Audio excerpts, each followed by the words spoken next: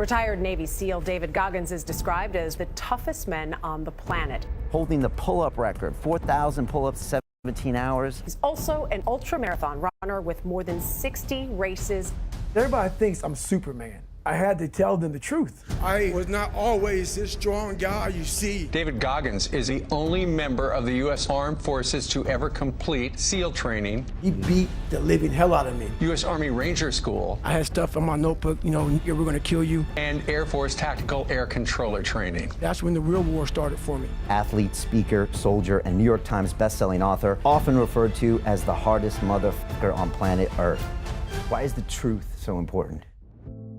I'm about 7, 8 years old, and I hear some ruckus outside my room as I'm getting ready to bed down for the night. And my dad is smacking the hell out of my mom and knocks her. She falls down, he grabs her by her hair and drags her down the stairs by her hair.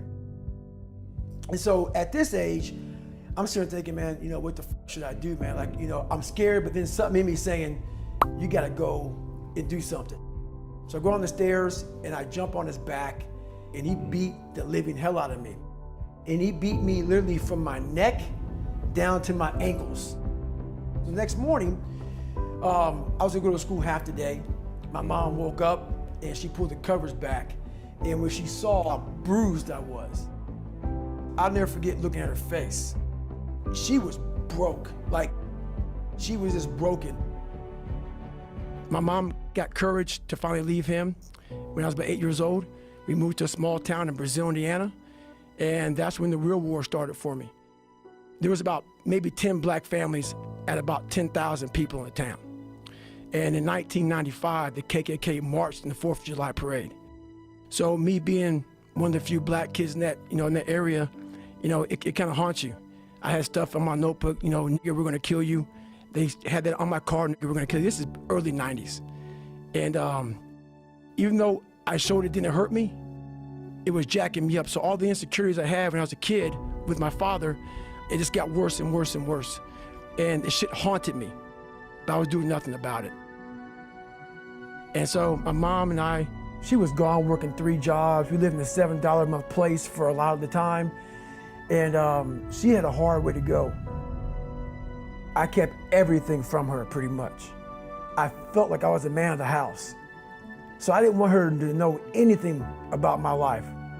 I cheated all through school, copied from the 4th grade to my junior year in high school on every assignment. She got a letter in the mail from my high school. And I'm a junior in high school, and the letter says pretty much your son's gonna flunk out. He's missed 25% of school. But she was always gone, so I didn't went to school. She read the letter to me, she put my bed, and I broke. I couldn't imagine going back through that again. And I started finding things that was comfortable. And the more things I found comfortable, the more uncomfortable my mind was. And I gained 125 pounds in that time frame. I went from 175 to almost 300. And I started working for a job called Ecolab, where you spray for cockroaches at 24. Driving home, turned the TV on, and I was taking a shower. I walked out, heard these guys. I saw these guys going in the water, so I was terrified of it. I mean, I can't even express, and these guys ringing the bell, quitting, dropping their helmet down, rolling out, a lot of guys just leaving. And it made me reflect on my fears, my insecurities. And I saw real men, what I thought were real men who were staying, who were overcoming adversity, who were overcoming all these different things that I had blamed so many fucking people in my life, my dad, my learning disability, my skin color, me being everything. And so I sat there for a while and I was like, no one's gonna fucking come to help me. No one's gonna fucking come to help me. It's fucking me against me, period. And I said, the first thing I gotta start doing is facing every fucking fear I have. At this point, I actually drive back to Buffalo, New York to see my dad. Haven't seen him in years because I realize now I gotta fix some shit. I'm blaming everything, but I need to go back to the root of the problem, which is my dad. I gotta face the demon. I gotta go back and see what made him so fucked up to make me so fucked up. Why am I fucked up? And I go back as an older man now. I'm in my 20s. I'm not a kid anymore. And I realized he was the same man that he was. I looked at him in a way, we never said sorry to one another. and he went off about my mom and my grandparents and all kind of shit. But I looked at him in a way that I realize now why you fucked this up. Somewhere in your fucking life, something fucked you up, and you didn't deal with it. And so you put that shit on me, my mom, and everybody around you. I'm gonna deal with my shit. You gave me this. I'm gonna fix it though. I go home, several months go by. What it was, I was obsessed with Rocky. When I was a kid, I'd come home every day and I would fast forward with the little VHS tapes to round 14. When Apollo Creed beat the fucking shit out of Rocky, beat the shit out of him, he kept fighting. He was a dumb fighter. That was me. Couldn't read, couldn't write. Apollo beat the shit out of him. He was in that corner and everybody was saying, stay the down. And him getting up, Apollo Creed raised his arms up in the fucking air, turned around, thought he won the fight. He turns around and sees this guy getting up, and it was the face of Apollo Creed that changed my life. The face of Apollo Creed. It was like, just by that motherfucker getting up, not winning, just by him getting the up, Rocky had taken his soul. His head goes down, he looks at him like, what the fuck are you? But it said, this motherfucker is gonna keep coming after whatever the fuck is in front of him. I want it to be that. I wanted to feel something besides defeat. I wanted to just go the distance. I wanted that worse than anything in the world. And now I'm like, okay, here we go. It's time to be a Navy SEAL. Hell Week is 130 hours of continuous training. You might get 2 hours of sleep. And what it does is, it's designed to break a man. If you only fix the surface, you will never get through Hell Week. We're all, a lot of us are going through a hard time in life. Some people have been bullied, some people are just stressed out, some people are insecure, and the world puts a lot of this shit in your mind. It's not just you. I had to develop a mindset that was indestructible. I had to armor plate my mind. It's about what you're saying to yourself, but it also comes with work. We have a factory, a nice governor in our brain, and it's a survival mechanism. It protects us from pain and suffering.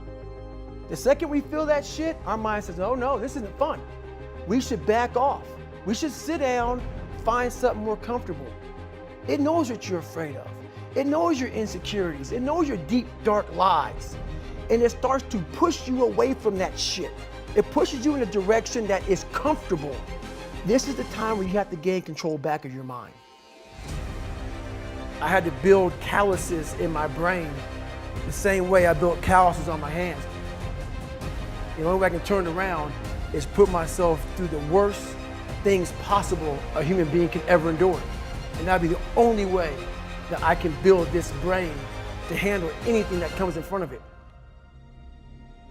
Retired Navy SEAL David Goggins is described as the toughest men on the planet. You're the only member of the U.S. Armed Forces to have completed Navy SEAL training, U.S. Army Ranger School, and Air Force Tactical Air Controller training, and you've competed in more than 60 ultra-marathons, triathlons, and ultra-triathlons, and breaking the world record for 4,030 pull-ups in just 17 hours. Why is the truth so important? I had to tell him where I came from, to give people hope that, wow, that's where he came from, and now he's there? I'd like to take my mom up here, who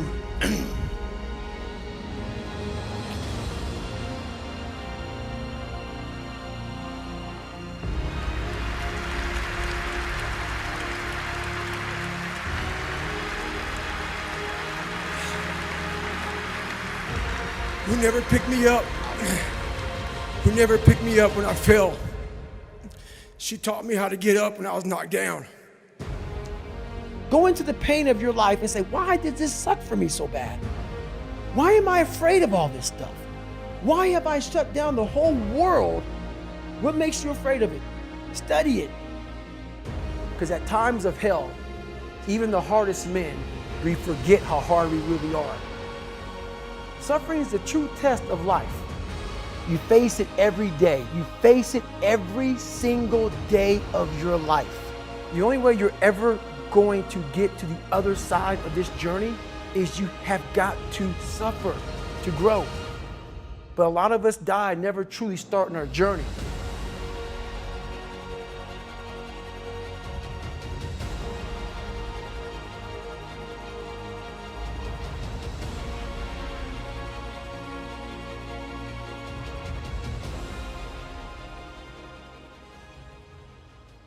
My name is Floyd Harris with the Dream Big Initiative. I'm in Shanghai, China, and you can see the panda.